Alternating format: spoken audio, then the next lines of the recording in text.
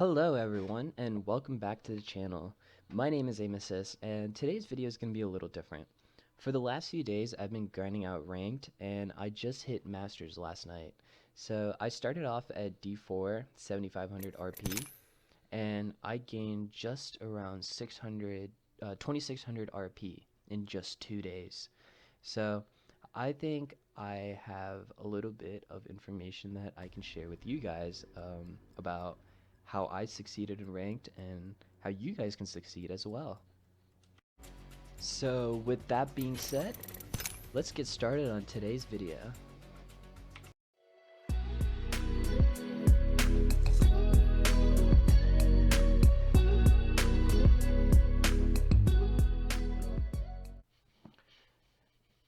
Alright, so the first tip that I have for you guys is that solo queuing sucks.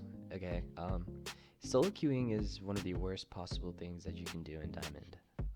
I tried to solo queue out of Diamond and I was constantly getting positive, negative, positive, negative, positive, negative. So I was stalemating around D2, D3. So I discovered this Discord server called Battlecord. And what Battlecord is essentially where if you're looking for a group that is above D2, D1s, like just above diamonds in general, you can use Battlecord and find some pretty good players. But word of warning, it is a hit or miss. So sometimes you'll be paired with some god players and you can actually find a really good team on Battlecord. Other times, man, some of these people, but I'm not here to judge anyone, right? Everyone has their own play style, but I'm just saying if you want to climb, try using Battlecord because that's what I used, and I found one really good teammate, and he was a Gibby main, and with him we gained over 2000 RP together just from playing together. So if you use Battlecord, you can find some really good players and be able to have some effective communication.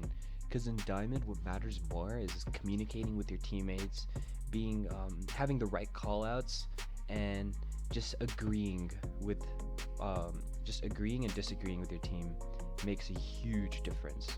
Like being able to just communicate with someone that you're playing with and able to learn their play style can help you guys climb so much quicker than if you're just solo queuing on your own. Because when you're solo queuing, you have no idea what your other two players are going to be like, and most of the time when you solo queue, you're always going to end up with diamond 4s, like no matter what. Well, every time I've solo queued at like D2, D1, I've ended up with diamond 4 players.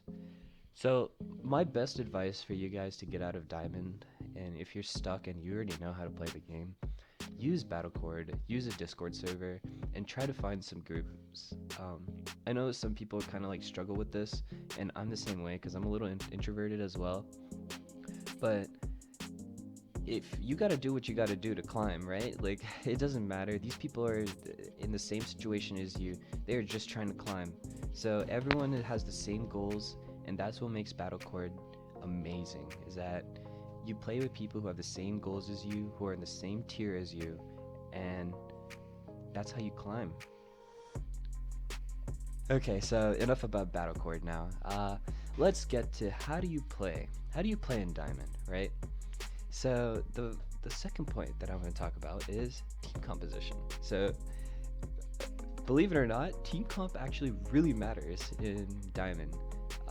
I have played with a lot of different teams and a lot of different compositions, but the team comp that gave us the most points was Gibby, Octane, and either Rampart or Bloodhound. So Gibby's really good because of the bubbles. Everyone knows Gibby bubble, Gibby ult, right? He's one of the strongest characters in the game still. Octane, his rotations are amazing.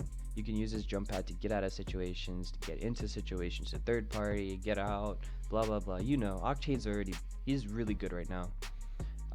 And the last pick can either be Rampart or Bloodhound. So I would run Bloodhound over Rampart, but The reason why Rampart is really good is because you can hold a building and put down all your covers, and that's it, dude. No one can push you into that building. It's over. Like once you put those covers down, they cannot get into your building.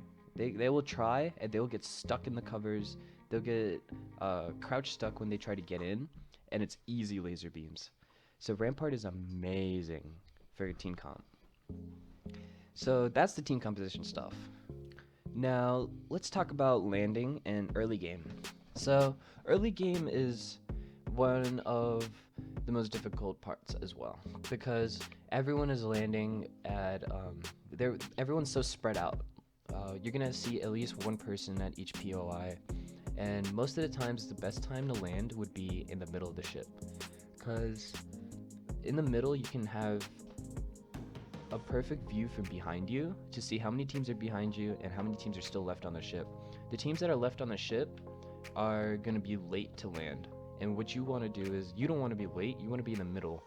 And what that does for you is that you can take a spot and force another team to not land there. So a lot of times teams will want to land alone, and they don't want to contest right off the rip. So if you start early and you land early, then you can take that area, and if a team sees that, they may or may not contest, right? It's really dependent on the situation, but you want to try to find somewhere on the outside of the map, and you want to work your way in. Unless you want to contest and get early KP, you can do that as well, but that's a much riskier option. So what I like to do is I like to land towards like the back area of gardens, all the way in the back where the car is located, and the little buildings. I'm sure you guys know what I'm talking about, but that's where we like to land, and then we rotate inwards. So that's the early game. Now we get to mid game. So by mid game, if you have no KP, this is the worst time to go third party anyone, unless it's on the edge of a map. Unless you're on the edge of the map, you do not want to go fight anything. You want to take isolated fights. So like orbital cannon, docks, carrier, everything that's on the outside, hydroponics, all those areas are really at the edge of the map, and you have like a lot less chance of getting third partied there. So if you can take a fight there during mid game, I would take it, but I would spend no more than 45 seconds. So give yourself a 45-second rule, and if the fight lasts longer than 45 seconds, get out. You gotta go, because it doesn't matter if you got the KP or not, you gotta go, because you're gonna get third partied really quick. The thing about ranked is that it's all about rotations, movement, and how fast you can get out of situations. If you stay stuck in a situation for too long, that's a beacon for everyone in the lobby around you to come to you. So you do not want to be in the area when that happens. Alright, and now that brings us to the end game. So the end game is one of the most difficult parts to play, because at this point you can either have around close to like 7 to 8 squads left, or there might be maybe only 4 squads left. But each endgame is situational to the ring that it's in. So you want to essentially know how to rotate, when to take a place, and how to take it. You don't want to go in too early. I've lost a lot of fights where we have rotated a little too early, and we took the best spot in the rotation. But see, when you take the best spot in the rotation, everyone also wants that spot. So what happens is that you end up getting pinched, and that's because you go too early. Now, if you started going when the ring started moving towards the end game, and you move along with the ring, people are going to have a lot harder time trying to look at you, because they're getting focused on someone else. Someone else is focusing them. So just be aware of your surroundings and be aware of where each team is. And at this point, communication is absolutely important. If you do not have a microphone, please grab a microphone. Like, It is really hard to play through Diamond without a microphone and without talking to your teammates. And it's definitely possible because you can do it. I've seen streamers do it. Everyone does it. A lot of people does it, right? But having a microphone just gives you communication potential on a whole new level. Just being able to tell your teammates effective callouts, how low an enemy is, when if we should rotate or not now, and just agreeing with your team really helps with winning the game, because the more coordinated you are with your team, the better chance you have of success.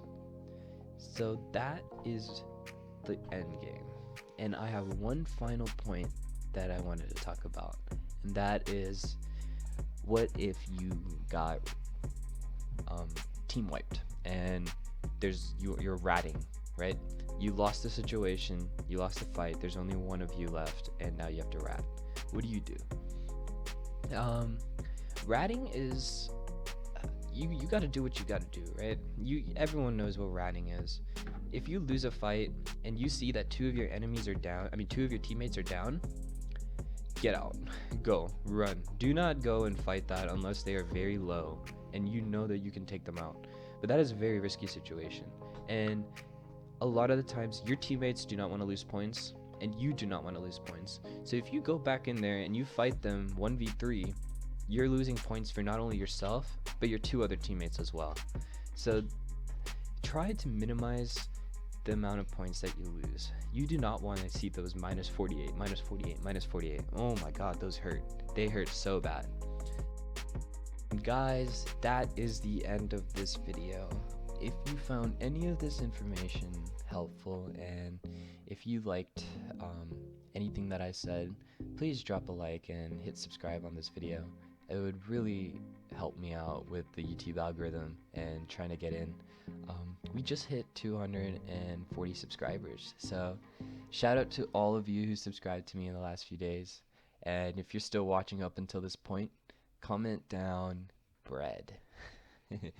Alright, I will catch you guys in the next video. Thanks for stopping by.